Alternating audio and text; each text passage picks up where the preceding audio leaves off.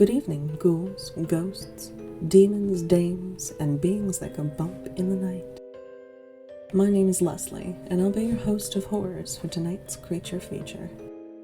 With Halloween swiftly approaching, now's an opportune time for crafty DMs to begin plotting sessions that will scare the socks off of their unsuspecting players. There's no shortage of scary fiends for your players to face. However, tonight we'll be featuring some spooky, creepy, or downright terrifying monsters that will leave your players trembling with fright. Before we begin, I'd like to give a content warning. Some of the creatures featured touch on sensitive themes or feature grisly imagery. Viewer discretion is advised. Madness washed at the edges of the elf's mind like waves from a stormy ocean. Nobody can know. Keep it secret. The words pounded against her thoughts, intruding and overlapping any rational thought she tried to form. It was maddening. Weeks of sleepless nights had worn down her mental state. The whispers were near unbearable now. Silence. She needed silence. An escape. Secret to your grave.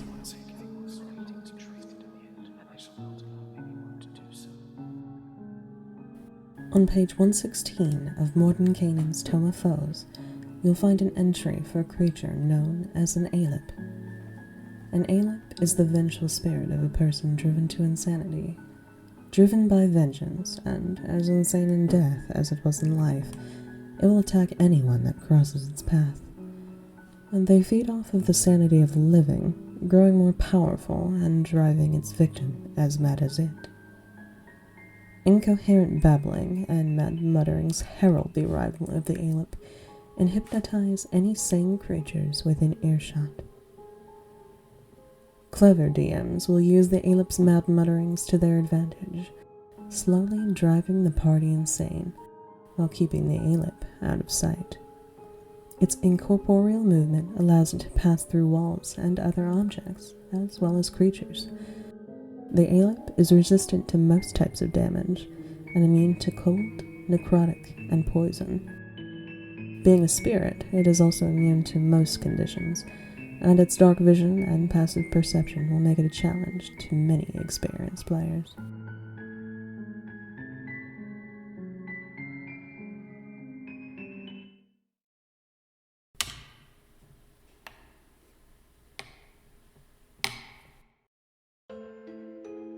A soft tapping sounded on the stone behind the adventurers. The darkness was choking, even with the mage light provided by their wizard. The party paused, the mage turning and holding his light aloft, trying to pierce the blackness of the catacomb. As the wizard stretched out towards the darkness, a thin and wickedly sharp needle of white impacted against his abdomen and went straight through. A second needle hit seconds later, followed by a grinning death's head looming out of the darkness as the wizard fell limp. The light extinguished, and a terrified whisper echoed in the hall.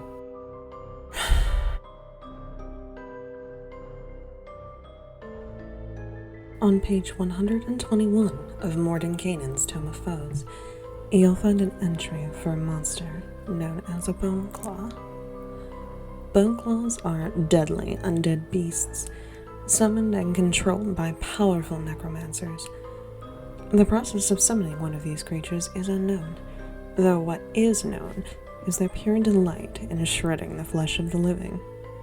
Composed of mostly bone and sinew, these creatures can control the length of their clawed fingers and extend them up to 20 feet. They're particularly effective in the darkness, gaining hide as a bonus action, as well as the ability to teleport to a chosen target. It can then grapple its target, dragging it back into the darkness. Bone claws make effective ambush predators, as in response to a visible enemy moving into its reach, it can make a one-clawed attack against its target. If its first claw hits, it may follow with a second. They'll provide any high-level party with a decent challenge, as they are immune to being charmed, exhausted, frightened, paralyzed, and poisoned. In addition, the bone claw can be revived, provided its master lives as well. In a matter of hours, it can return to stalk the party once more.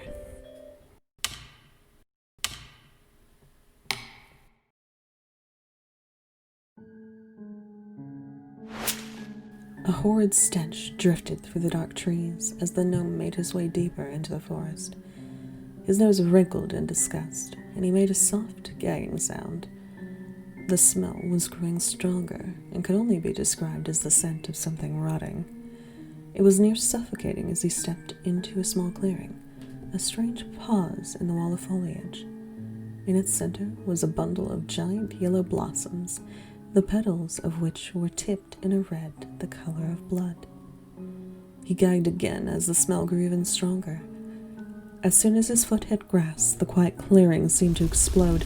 A writhing mass of vines surged up from the ground, pushing the blossoms up into the air.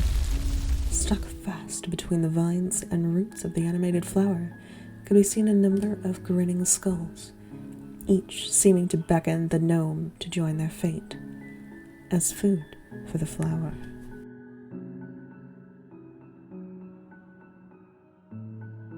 On page 127 of Mordenkainen's Tome of Foes, you'll find the entry for the corpse flower. Corpse flowers are often seen as nuisances in the various realms they're found in. Rather than going out of their way to hunt, corpse flowers are scavengers, and those that survive past their seedling stages will migrate towards the site of recent battles, or where many corpses still lay about. Each flower can hold up to 9 humanoid remains, and each is guarded fiercely by the flower. Corpse flowers may digest any remains they're carrying to regain hit points, or may reanimate nearby corpses to fight for it. Because of the many vines and tentacles that comprise the body of the corpse flower, they can climb on walls and ceilings without the need to make ability checks, and their stench can incapacitate any creature about it. Best hold your breath, else you too become plant food.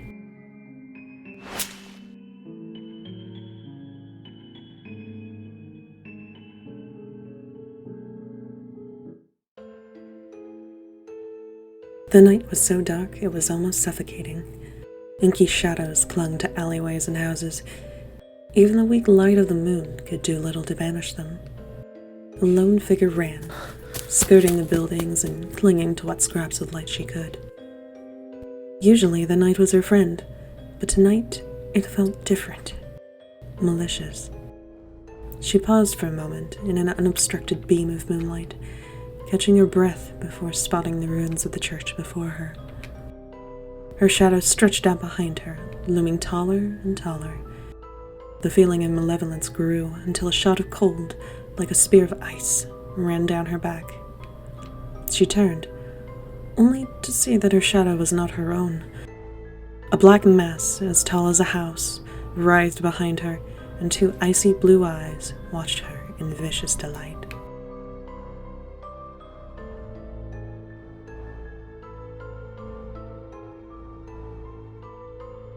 On page 216 of Mordenkainen's Tome of Foes, you'll find the entry for the Nightwalker. Nightwalkers are massive, terrifying creatures from the negative plane, created when foolish wizards and necromancers attempt to cross the veil between planes. They take the place of the being unwise enough to grasp at power beyond their understanding, providing one of the most difficult challenges imaginable at a challenge rating of 20. These beings of nightmare can demolish any and all life they come across. They have an annihilating aura, which can deal massive damage to foes within 30 feet of it, and give advantage on attack rolls to the Nightwalker. If a creature dies to a Nightwalker, they cannot be revived by any means, short of a wish spell.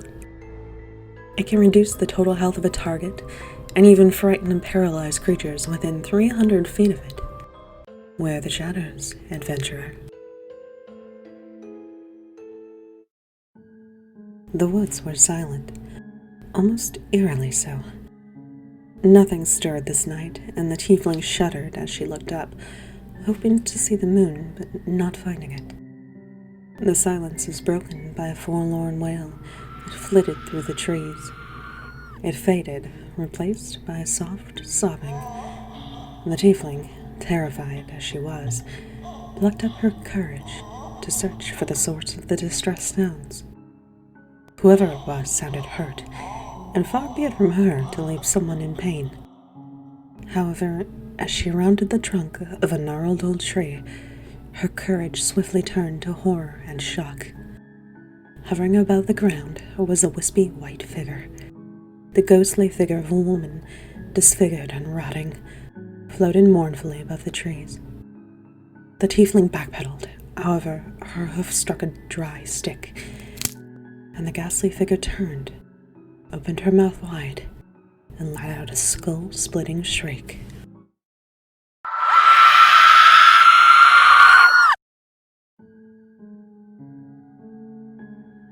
On page 23 of the Monster Manual, you'll find the entry for the Banshee. Banshees are the spirits of women who were once famed for their beauty, but used it for wicked deeds and self-centered purposes. They are cursed souls who are forever damned to feel sorrow and bound to the place they once passed, reliving every moment of their lives. Even in death, they are still vain creatures and covet beauty and trinkets. However, seeing its own reflection in a mirrored surface will send the Banshee into wild rage. They're able to detect any life that passes into the perimeter of its final resting place, and, as with most spirits, are able to pass through objects and creatures. They may attempt to frighten their targets simply by their horrifying visage, and let out wails that have the chance to kill or do great harm to those that hear it.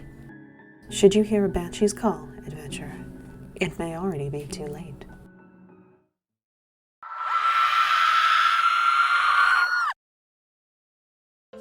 Thick webs clung to withered and gray trees, creating a dome above the worn and broken path the party traveled along.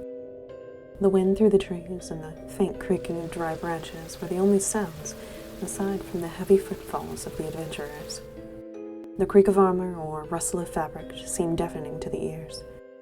They passed by what looked like large cocoons, glued fast to the trees, and the ranger among them shuddered. "I hate spiders," he muttered softly. The drow shot the man a sympathetic look, but pressed a finger to her lips. A soft skittering sounded from the trees. Something was moving. The drow looked upwards, her eyes growing wide, and pointed. Above them, in a vast network of webbing, were a mass of dog-sized spiders, and at their center, a humanoid creature, abdomen horridly distended, back hunched, and with a spider-like face. It gave a chittering screech, which echoed among the trees, and was answered by the scuttling of hundreds of legs.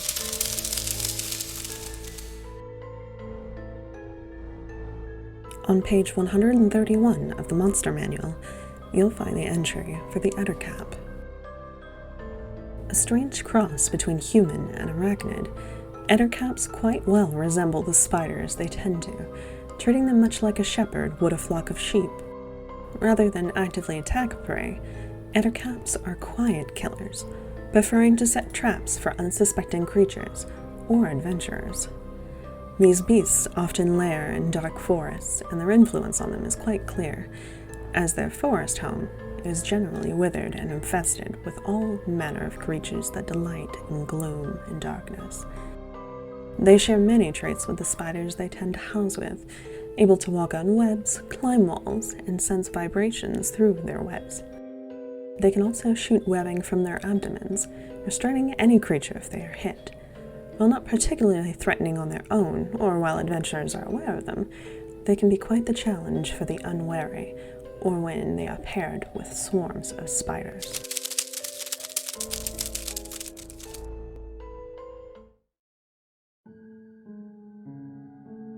The boy had just gotten his first mission from the guild. He clutched the paper tight in his hands, looking down at it with glee. There, written on the parchment, were instructions to go investigate a lone cabin sitting at the edge of the forest. Not much, he thought to himself, but it was a start. Soon he would be the most sought-after adventurer, and all would know his name. He reached out to settle his pack on his shoulders and straighten the brand-new cloak his mother had finished sewing for him. Bright green, and with a little wire bird brooch holding it to him. In the distance, the little cabin appeared. It looked to be in quite the state of disrepair, but the fields leading to it had a number of scarecrows fending off the birds, and they seemed well enough kept. The boy shrugged and marched onwards down the path. The boy never did return, and neither did the two groups of adventurers they'd sent after. It's as if they'd all vanished into thin air. However, a few new scarecrows had appeared in the field in recent days. One of them sported a bright green cloak with a little wire bird brooch that held it fast to the scarecrow's frame.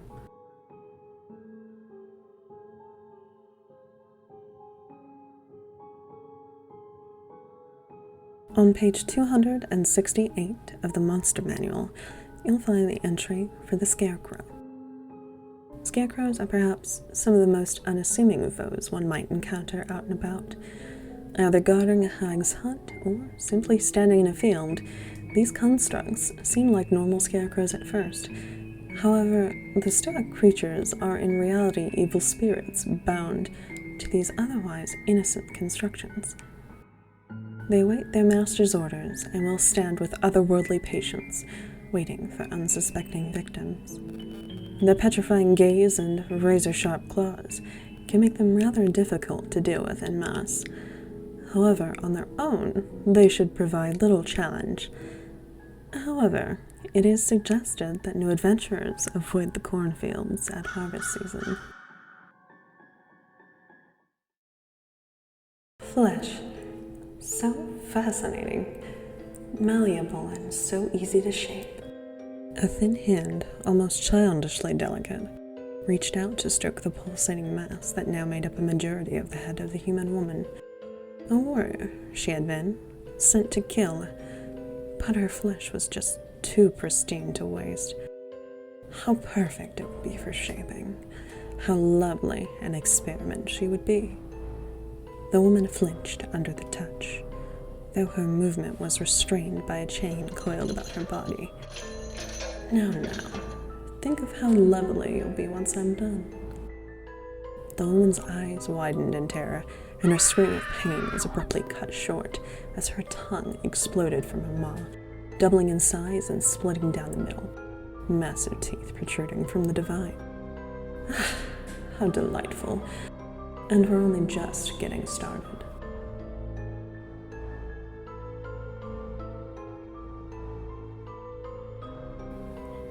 On page 137 of Mordenkainen's Tome of Foes, you'll find the entry for the Cypriacs.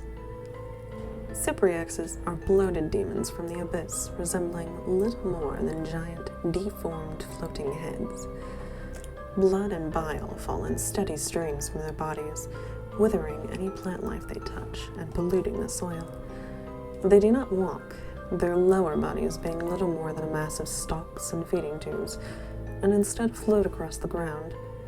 Many of the Cypriaxes are equipped with body harnesses that bear chains. The demon can animate these chains to walk across the ground. Let it not be said that Cypriaxes are not intelligent. These monstrosities spend eons amassing knowledge and information, and many other fiends seek them out for their insight or flesh-shaping abilities. Masters of their craft, Cypriaxes shape the flesh of other beings, often creating twisted and unrecognizable horrors, much to their own glee and the dismay of their subject. One must be well prepared to face a Cypriax, and doing so is considered folly even then.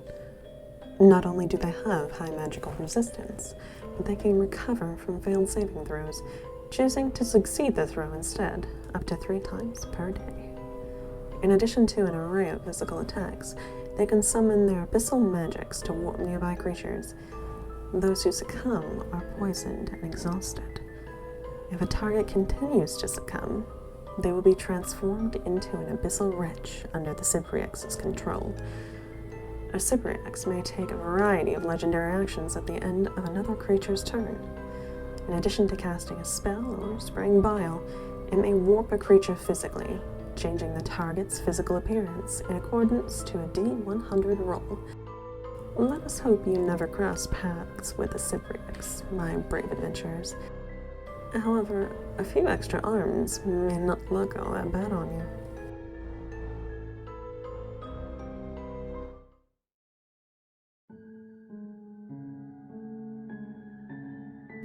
I hope you found tonight's creature features significantly spooky.